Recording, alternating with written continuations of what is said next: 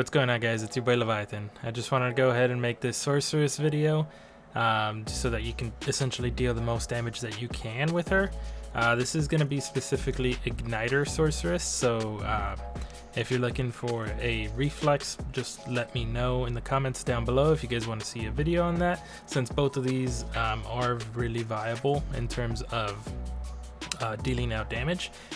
Me personally though, I do like Igniter more just because I love being able to deal huge amounts of damage or burst DPS, because that's mainly what this class is for.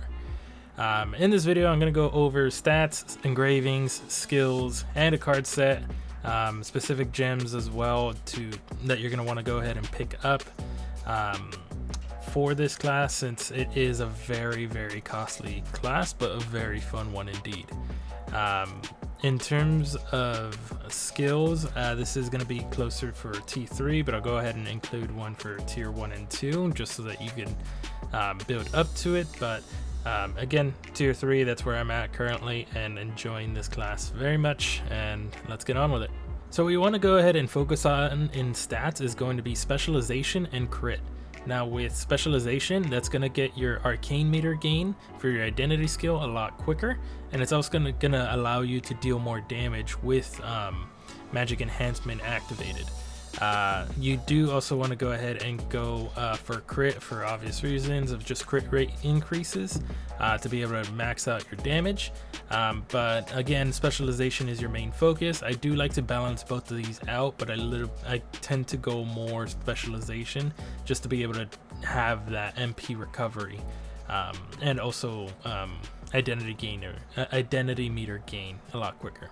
Now in terms for engravings, this is obviously going to be an Igniter build, so you want to go ahead and max out your Igniter so that you can be able to deal as much damage as possible with that, since your magic amplification is going to be decreasing your cooldowns and also increasing your crit rate and crit damage. So you really want to get this one of your first engravings to be maxed out. As your second one that I really recommend going out for or looking out for is going to be All Out Attack. Now All Out Attack is going to be helping you with your holding and casting skills, essentially increasing the speed of that and damage by a good amount. At level 3 I believe it's at 20% speed reduction and also 20% more damage, which is pretty crazy. Another engraving that you also want to go ahead and pick up that's kind of a necessary one is going to be Hitmaster and Cursed Doll. Now these are going to be your main engravings that you're going to be rocking most of the time, and you can go ahead and throw in Grudge.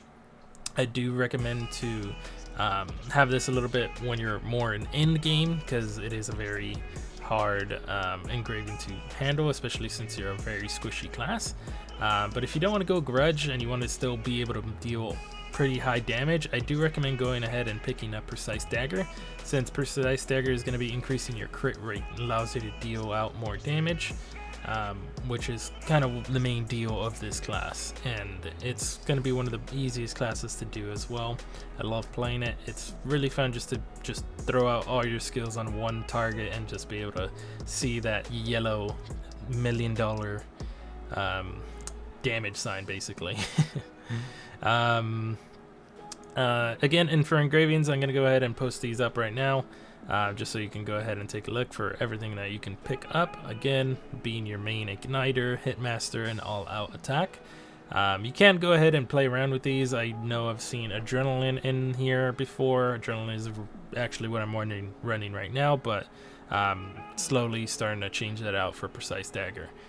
Okay, and let's get into skills. Now I'm going to go ahead and throw in two types of skills that you're going to be running most of the time. This first one being your Chaos Dungeon run. So for Chaos Dungeon, you really want to go ahead and get your AoE skills out.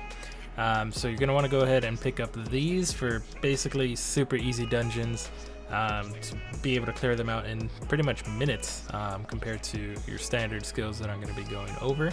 With these skills, I do also recommend going with preemptive strike, just so that you can max out the amount of damage that you can deal, since preemptive strike will give you a guaranteed crit, which again super helpful, especially these mobs are pretty easy to kill in one hit, especially it being a crit attack. And now getting into what you guys clicked on this video for is going to be the skills. Again, I just like to add, if you guys could just drop a like, really appreciate it. I'll go ahead and post the skills here so you can just screenshot it and just take it for later. But again, drop a like, leave a comment, subscribe please.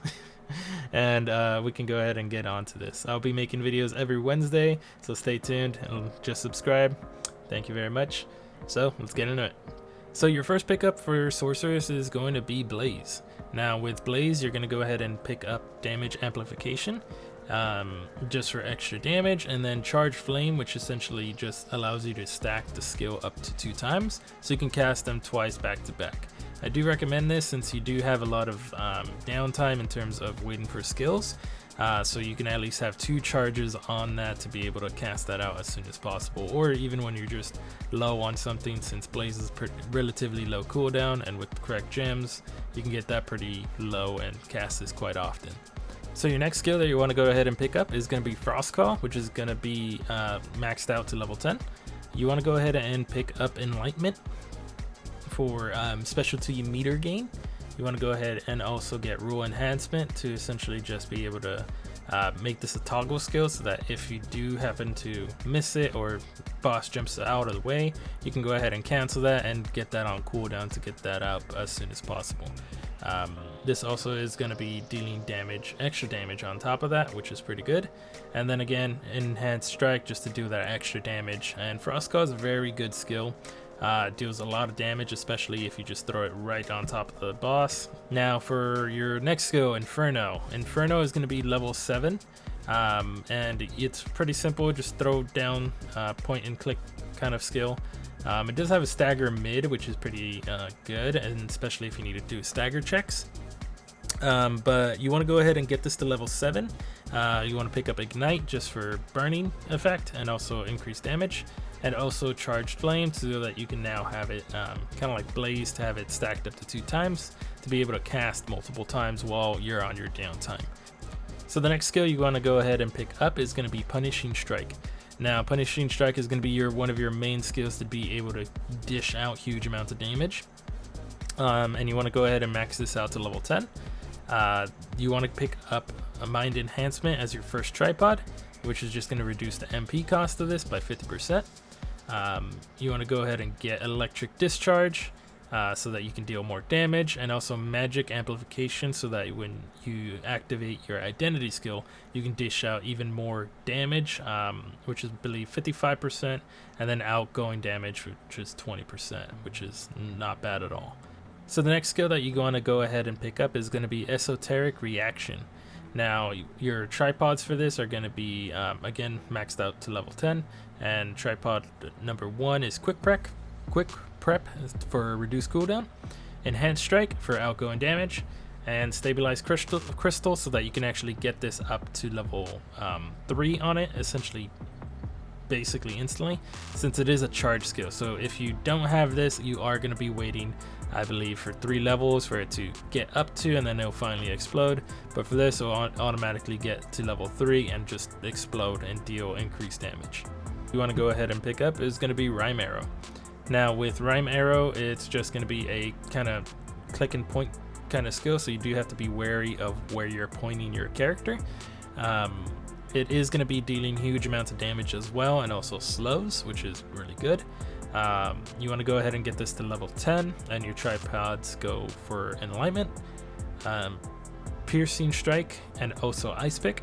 This is just going to be adding into your meter gain, and also increased damage for high DPS. So your next skill that you want to go ahead and pick up is going to be Explosion. Explosion does have a mid stagger level, so you can use this on stagger checks, which is very good. You want to go ahead and get this to level 10 so that you can pick up Ignite, just dealing more damage, Weak Point Detection, dealing more damage, and also Magic Amplification so that you can go ahead and deal more damage. It's pretty simple. Just go ahead and pick those and you're basically set. Do be wary of where you're pointing this, since it is a very easy skill to miss, especially with this next one, which is going to be Doomsday. Now with Doomsday, it's going to be your main skill that's going to be dealing huge amounts of damage, just like Punishing Strike. You can miss this one since it does take a while for the meteor to actually go down and land. For this, you do want to go ahead and max this out to level 10. You also want to pick up Mind Enhancement so that you can get the MP cost down. You want to go ahead and get Asteroid for essentially increased damage, and then also Magic Amplification so that you can go ahead and deal more damage with your identity skill active. Again, be very wary when you're casting this skill, since once it casts, it takes about a second or two for it to actually land. But again, one of the cool things about this skill is that it deals massive amounts of damage.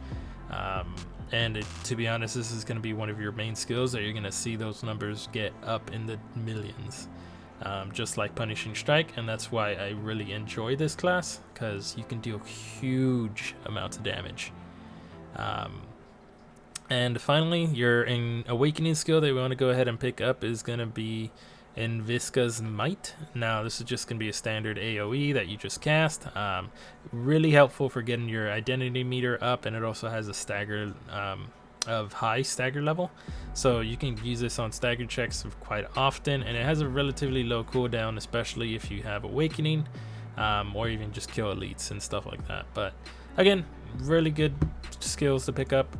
Now in terms of cards, you can go ahead with these three. Again, it's going to be essentially starter, mid, and then basically end game. So with the starter one being Field Boss number 2, you can go ahead and get that crit rate increased to 2%, which is going to be very helpful. The one I currently am running is going to be Lost Twin Cliff Set 2, which again is going to be kind of a mid-tier card set. It is pretty costly since you do need to have a lot of legendaries, but again, very good, especially if you can get that increased crit rate. And lastly, for basically everyone, the card set that everyone runs is going to be Light of Salvation. Light of Salvation going to be giving you huge amounts of damage increases, and also just one of the best card sets in the game. So before I actually let you guys go, I'm going to go ahead and show you the skill rotation that I recommend doing when actually casting these skills, so you can maximize your DPS as much as possible. So one thing to note in this as well is that when you're actually casting your Doomsday, I recommend casting that at the end of your first skill rotation, essentially when you have your identity skill active to be cast. I recommend casting Doomsday last and then activating your identity skill, so that you can actually benefit from the cooldown reduction, and you might actually be able to get a last Doomsday at the very end of it. Especially with certain gems to get cooldown reduction, you can get 2 Doomsday that have the damage amplification under your identity skill. It's very simple to do this rotation, and it still gives you a little bit of skills that you can cast while you're waiting, so you're not waiting too long and just running around with your basically head cut off.